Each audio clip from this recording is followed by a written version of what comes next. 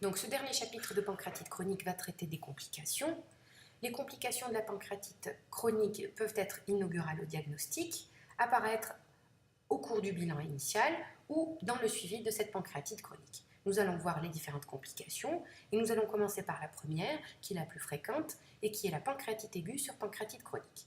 Voici donc le scanner abdominopelvien injecté au temps portal que nous avons réalisé dans le cadre du bilan de douleur abdominale chez un patient inaugural, donc c'est son premier bilan.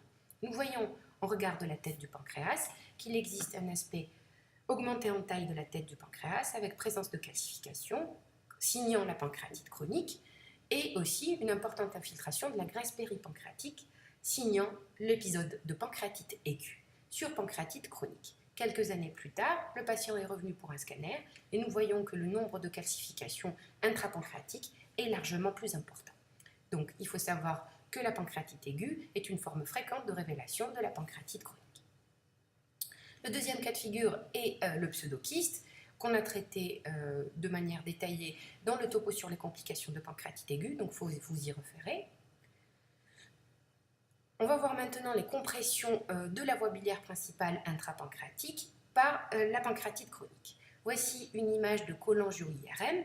Donc je vous rappelle que c'est une technique d'imagerie qui utilise l'IRM en séquence T2 sans injection de produits de contraste et qui permet, à l'aide de reconstruction 3D, de bien étudier l'arbre bilio-pancréatique. Qu'est-ce qu'on voit sur cette image? On voit que le Wirsung présente des signes de pancréatite chronique, il est dilaté et il est très irrégulier. Mais on voit aussi qu'il existe un obstacle à l'écoulement de la bile avec dilatation de la voie biliaire principale ainsi que des voies biliaires intrahépatiques. Ce qu'il faut savoir, c'est que cette dilatation va apparaître de proche en proche, c'est-à-dire qu'elle va d'abord concerner la voie biliaire principale, puis elle va toucher les voies biliaires intrahépatiques. Il y a un autre type de syndrome de compression qui est la compression duodénale. Vous savez que le pancréas, la tête du pancréas chemine à côté du duodénum, donc en cas d'hypertrophie de cette tête du pancréas, celle-ci peut entraîner un syndrome de masse et de compression sur le duodénum.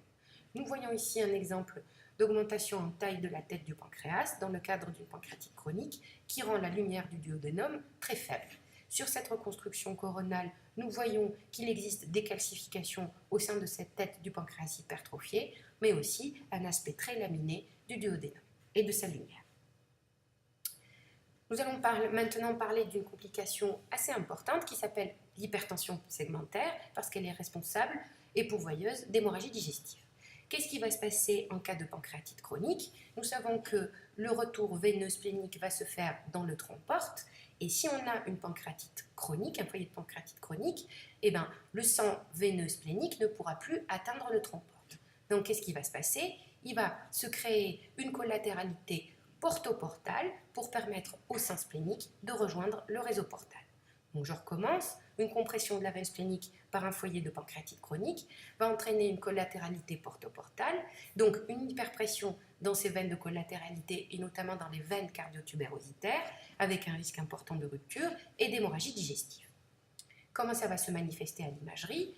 On voit ici le cas d'un patient porteur d'une pancréatite chronique. Je recommence, multiples calcifications intrapancréatiques, aspect irrégulier et dilaté du Wirsung et avec des signes de pancréatite aiguë.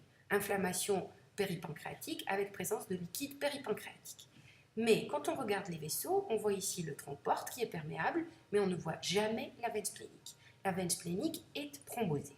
On va faire une reconstruction coronale et on va voir que sur cette reconstruction coronale, il y a de grosses varices cardiotubérositaires qui vont permettre, grâce à cette collatéralité portoportale, au sang splénique de rejoindre le réseau portal.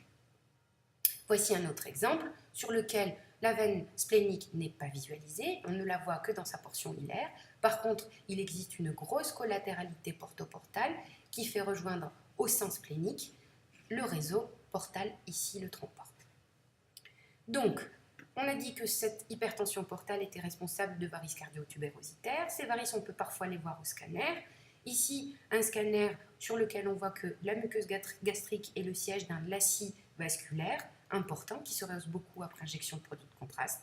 Ici également. Pardon. L'hémorragie digestive dans le cadre de la pancréatite chronique va se manifester ou sous forme d'un pseudokyste hémorragique, et dans ce cas il faut vous référer au topo sur la pancréatite aiguë, ou sous forme de rupture de pseudoanévrisme, et dans ce cas il faut vous référer au topo sur les complications de la pancréatite aiguë. Il reste une dernière complication qu'il faut qu'on traite, qui est la dégénérescence en adénocarcinome du pancréas. Voici donc une image scanographique chez un patient qui était suivi depuis plus de 15 ans pour pancréatite chronique, et durant le suivi est apparue une masse hypodense au sein de la tête du pancréas, très mal limitée. Cette masse est visualisée également au temps portal. Ici, c'était une acquisition au temps artériel, ici une acquisition au temps portal, et on voit que cette image est très mal limitée, assez infiltrante. Les biopsies ont confirmé qu'il s'agissait bien d'un adénocarcinome pancréatique. Ce qu'il faut savoir, c'est que d'abord, à l'imagerie, parfois le diagnostic de transformation maligne est très difficile à établir, et que malgré qu'il y ait un risque de transformation, ce risque reste faible, de moins de 5%, donc il n'existe pas de surveillance particulière.